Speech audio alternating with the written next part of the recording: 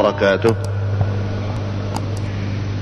Ma'asyiral muslimin, sidang jemaah subuh kaum muslimin dan muslimat serta para pendengar di mana saja berada, marilah sama-sama setelah kita melaksanakan salat subuh, bagi yang masih berada di dalam masjid sambil kita berniat beriktikaf sunat, kita ikuti kelanjutan pelajaran tauhid yang insyaallah di subuh ini akan dilanjutkan oleh guru kita Al-Ustaz Haji Mursalin Basyah LTMA. Kepada beliau sebelum dan sesudahnya sama-sama kita aturkan ribuan terima kasih serta kita persilahkan dengan segala hormat. Wallahul muwaffiq. Wassalamualaikum warahmatullahi wabarakatuh.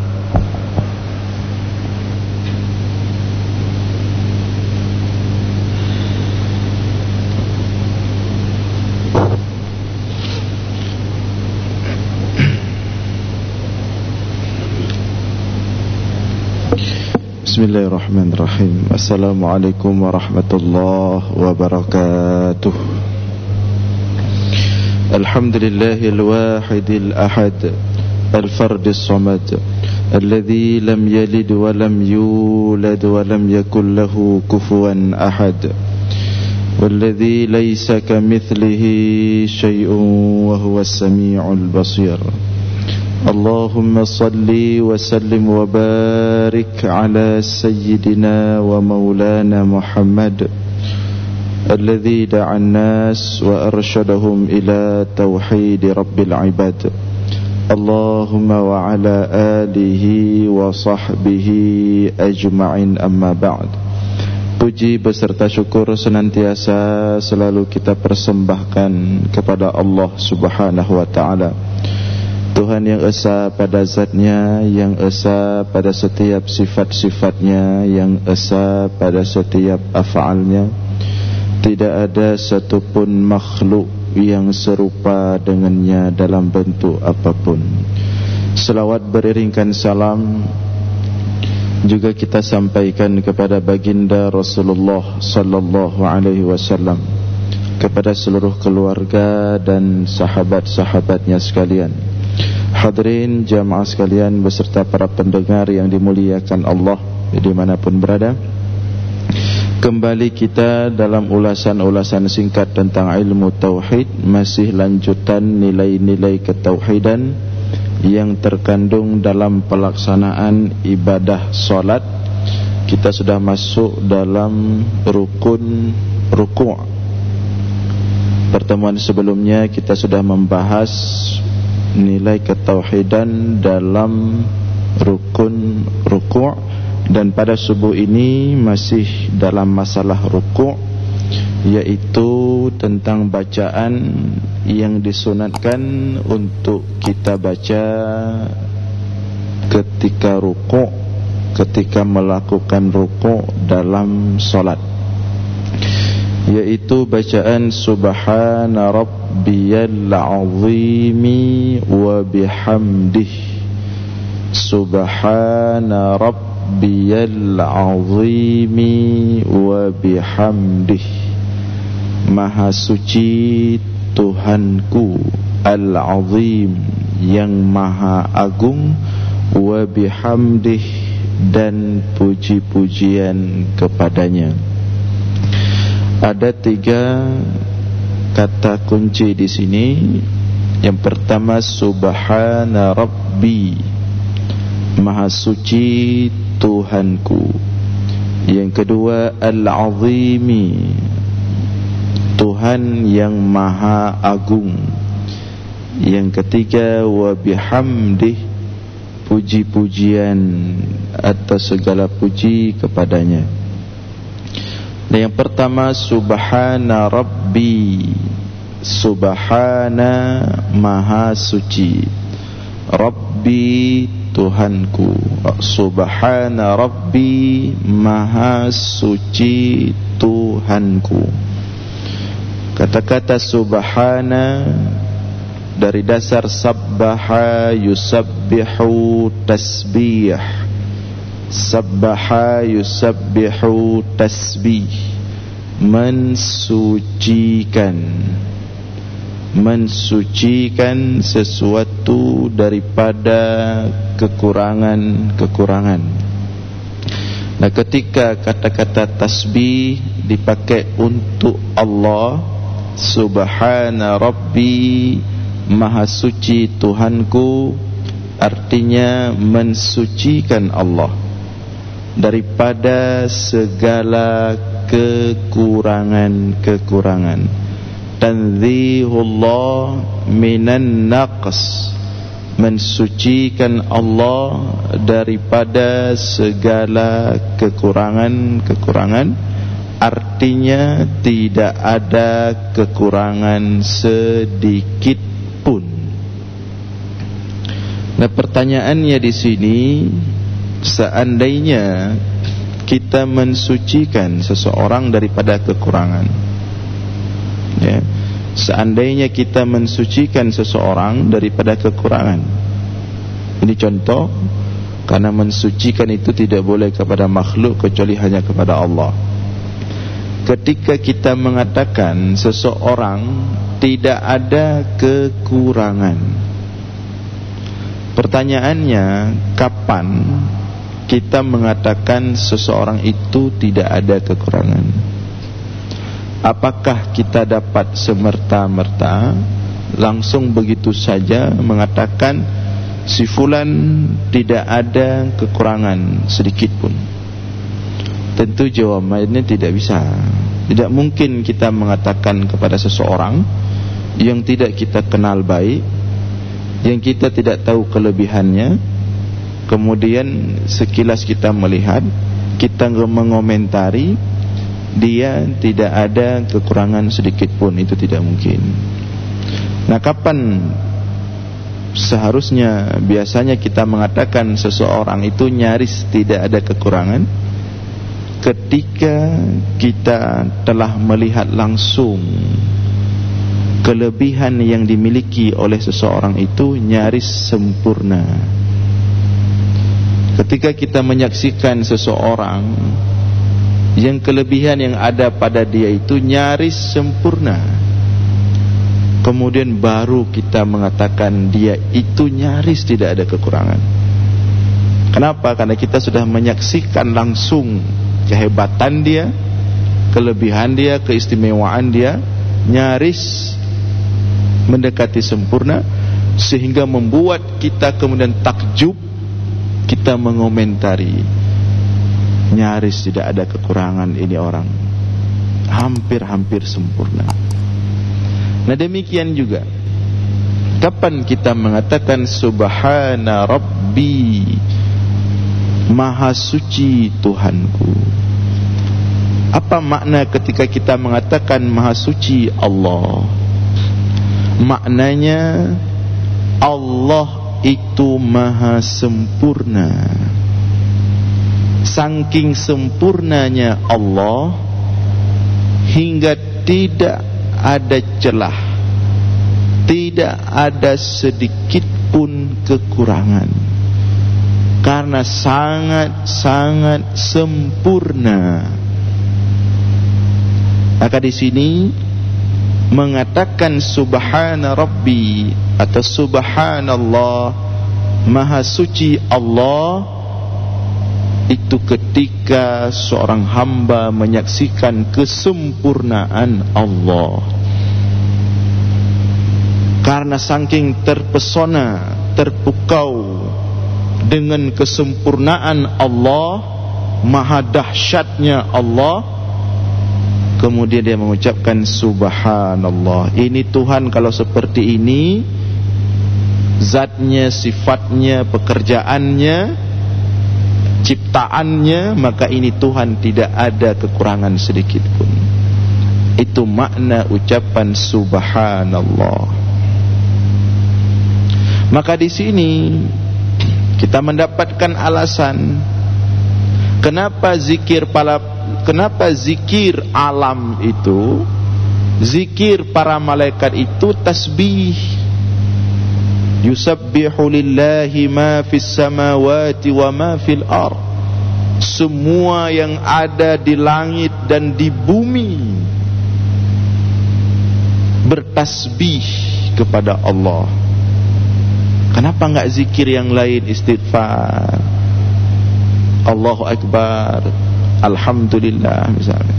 Kenapa semua alam, langit-langit, bumi-bumi beserta seluruh isinya zikirnya tasbih, mensucikan Allah? Kenapa zikir malaikat itu subhanallah wa bihamdih? Kata Rasulullah dalam hadis yang diriwayatkan oleh Abu Daud, zikir terbaik, terafdal, afdalul zikri, zikir terbaik yang itu diucapkan oleh makhluk Allah yang dipilih, yaitu malaikat, subhanallah wa bihamdih. Kenapa itu zikirnya malaikat? Subhanallah wa bihamdih, subhanallah wa bihamdih. Dari pertama diciptakan malaikat sampai jutaan tahun, sampai kiamat, tidak pernah mulutnya berhenti subhanallah wa bihamdih, subhanallah wa bihamdih. Penuh malaikat di langit-langit itu sampai tidak ada tersisa tempat, penuh, padat. Dan semuanya zikirnya subhanallah wa bihamdih, subhanallah wa bihamdih. Kenapa mereka zikirnya tasbih? Karena malaikat menyaksikan langsung kesempurnaan Allah.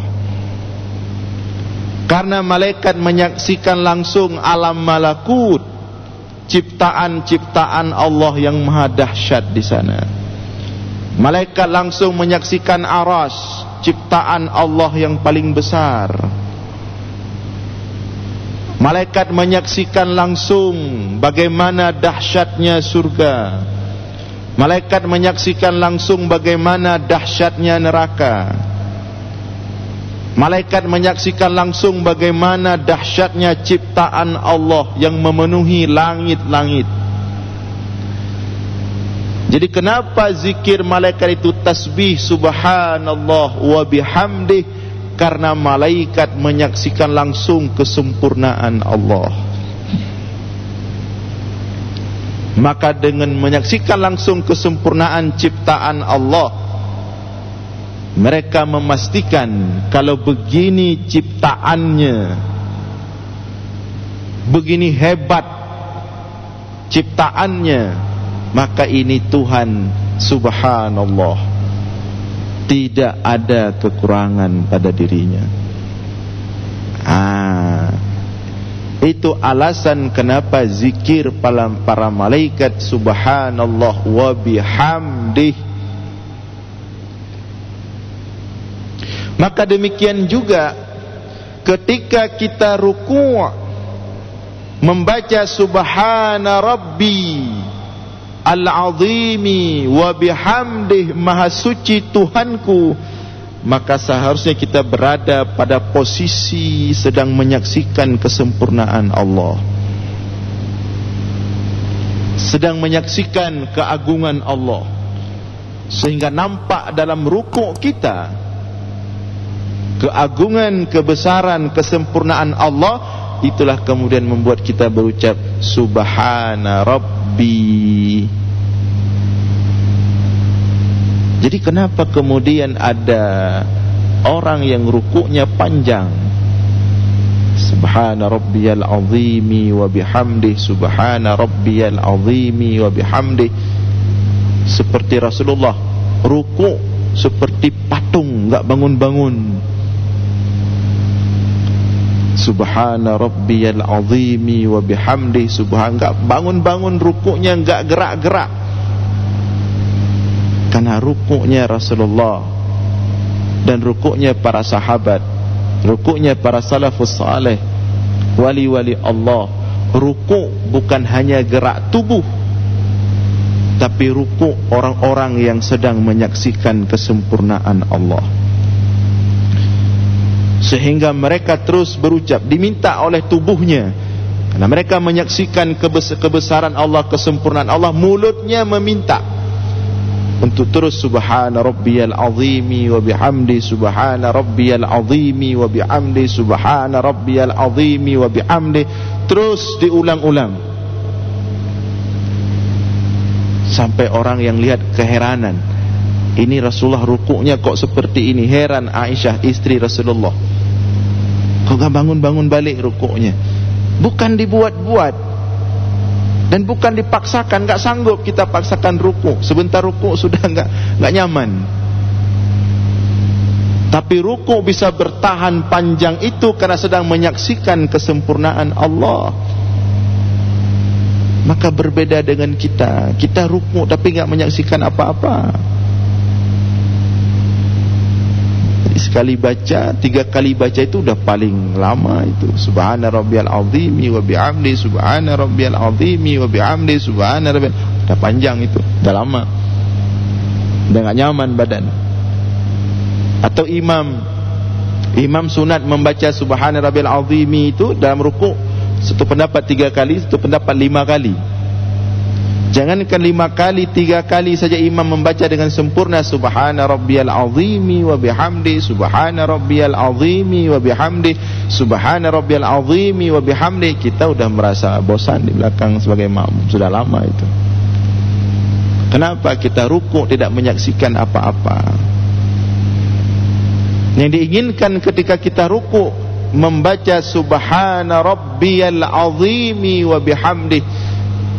Yang diinginkan seharusnya ketika itu kita sedang menyaksikan kesempurnaan Allah, sebuah kesempurnaan yang tidak ada taranya, yang tidak ada bandingannya, sampai-sampai kita refleks terucap, kalau begini Tuhan, subhana rabbiyal azim, maha suci, tidak ada kekurangan sedikit pun. Maka dari sini juga bisa kita pahami kapan kita mengucapkan subhana rabbi atau subhanallah. Ketika kita menyaksikan kesempurnaan Allah.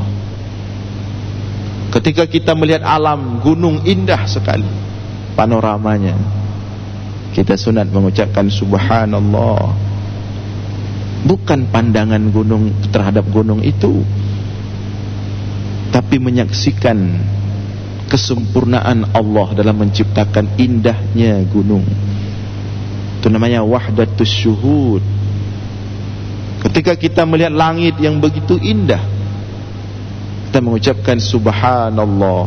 Bukan langit itu yang kita persembahkan subhanallah, tapi kepada pencipta langit itu yang begitu sempurna menciptakan langit. Subhanallah. Namanya wahdatus syuhud atau wahdatus syuhud.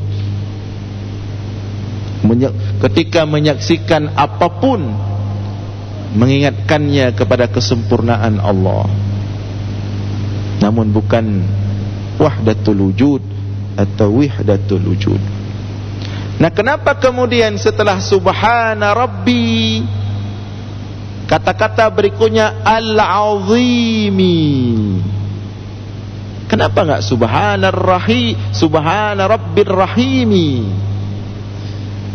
Maha suci Tuhanku yang maha pengasih. Subhana rabbir rahimi, subhana rabbir rahmani, subhana rabbir razzaqi, subhana rabbil latif, subhana rabbil kabir. Kenapa enggak nama-nama Allah yang lain? Kenapa subhana rabbiyal azimi? Karena kata-kata subhana rabbi dipakai untuk menyaksikan kesempurnaan Allah, maka dipakailah padanan nama Allah Al-Azim. Allah yang maha agung pada zatnya, tidak ada yang lebih agung daripada zat Allah, sempurna sudah pada zatnya. Allah yang maha agung pada sifatnya, tidak ada sifat satupun makhluk yang sebanding dengan sifat Allah, sempurna sudah. Al-Azim pada sifat Allah yang sempurna, yang azim pada af'alnya, pada apapun yang diciptakan oleh Allah, sempurna, agung, tidak ada yang sebanding dengan ciptaan Allah. Sempurna, azim pada zat, azim pada sifat, azim pada af'al. Maka kata-kata azimlah kata-kata paling tepat, paling pas untuk menunjukkan kesempurnaan Allah. Tidak ada kata-kata di atas azim. Maha agung pada zatnya, sempurna. Maha agung pada sifatnya, sempurna sifat-sifatnya. Maha agung pada af'alnya, sempurna pada af'alnya. Dipakai subhana rabbiyal azim, maha suci Tuhanku Allah al-azim, yaitu yang maha agung. Maka subhanallah tidak boleh dipakai untuk makhluk. Subhan, suci, mensucikan. Tasbih tidak boleh dipakai untuk makhluk. Misalnya mau kita ngomong maha suci presiden, misalnya maha suci wali kota, maha suci bupati, enggak boleh, haram. Karena maha suci itu untuk zat yang paling sempurna, paling paripurna, enggak boleh untuk makhluk. Maka dipakai al-azim, karena azim ini hanya sifat nama Allah, tidak yang lain. Nah, itu makna subhana rabbiyal azimi. Kemudian di akhir wa bihamdih, dan puji-pujian kepada Allah, memuji Allah. Kenapa lagi bertasbih kok memuji Allah? Karena sudah bagus bertasbih kepada Allah, mensucikan Allah, itu kan ibadah dahsyat sekali. Rasulullah katakan dalam sebuah hadis, kalimatani khafifatani 'alal lisan, saqilatani 'alal mizan, habibatani ilar rahman. Ada dua kalimat yang sangat ringan diucapkan oleh lisan, saqilatani 'alal mizan, tapi paling berat dalam timbangan amal. Habibatani ilar rahman, sangat dicintai oleh Allah dua kalimat ini. Subhanallah wa bihamdihi, satu, subhanallahil azim. Subhanallah, subhanallah wa bihamdihi, subhanallahil azim. Ini kan dua kalimat yang dahsyat sekali, banyak pahala. Dua kalimat yang paling dicintai oleh Allah. Nah, udah kita mengucapkan kalimat yang paling dicintai oleh Allah, subhana rabbiyal azimi, sudah dahsyat ibadahnya. Kenapa harus memuji lagi? Kenapa harus wa bihamdih? Di sini Allah ingin mengajarkan kepada kita agar kemudian jangan merasa hebat dengan ibadahnya, agar kita tidak merasa hebat dengan ibadah kita. Udah bagus ibadah kita, tapi kadang-kadang merasa hebat dengan ibadah. Udah mantap ibadah kita, tapi kemudian kadang-kadang membuat kita sok suci. Allah pastikan bahwa ibadah apapun yang kita lakukan, setinggi apapun amal kita, sedahsyat apapun kita mensucikan Allah, tapi itu atas kehendak Allah. Kalau Allah tidak berkehendak kita, mulut kita tidak bisa berucap apa-apa. Kalau Allah tidak berkehendak, kita tidak sampai ke sini subuh ini. Kalau Allah tidak berkehendak, kita tidak bisa mensucikan Allah. Maka setelah mensucikan Allah, setelah menyaksikan kesempurnaan Allah, maka mengakui bahwa tasbih yang kita ucapkan, kebesaran Allah yang terasa dalam jiwa kita, itu Allah yang meletakkannya, Allah yang menghendakinya. Maka kita memuji Allah, bersyukur kepada Allah, sudah menampakkan kepada kita kesempurnaannya. Begitu banyak manusia, bahkan kita mungkin dalam beberapa keadaan tidak dapat menyaksikan kebesaran Allah, tidak dapat menyaksikan kesempurnaan Allah. Buktinya apa? Kita masih berbuat salah, kita masih berdosa. Karena orang yang menyaksikan kesempurnaan Allah, orang yang menyaksikan kebesaran Allah, enggak berani dia buat dosa, enggak berani dia buat salah, malu. Mana berani kita buat salah terhadap Tuhan yang telah menciptakan kita, memberikan kita makan, mengendalikan alam ini. Mana berani kita buat salah setelah melihat dahsyat, kalau kita melihat dahsyatnya ciptaannya ini, Berarti kalau kita masih berani buat salah, berani buat dosa, berani buat maksiat, maka kebesaran Allah belum begitu terang benderang di jiwa kita. Masih berani. Seharusnya anda tajuk malai de. Sama atasan kita aja kita malu.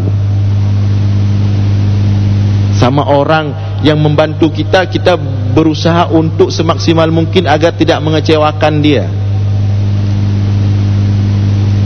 Maka dengan Allah kita seharusnya lebih malu untuk berbuat salah, untuk berbuat dosa. Nah, hadirin sekalian yang dimuliakan Allah, jadi kalimat yang kita baca dalam rukuk itu bukan kalimat sederhana, bukan kalimat yang ringan, bukan kalimat yang biasa saja, tapi itu kalimat yang sangat dahsyat. Maka mari kita baca Subhana Rabbiyal Azimi wa bihamdih dalam setiap rukuk kita dengan penuh penghayatan terhadap kesempurnaan Allah, terhadap keagungan Allah.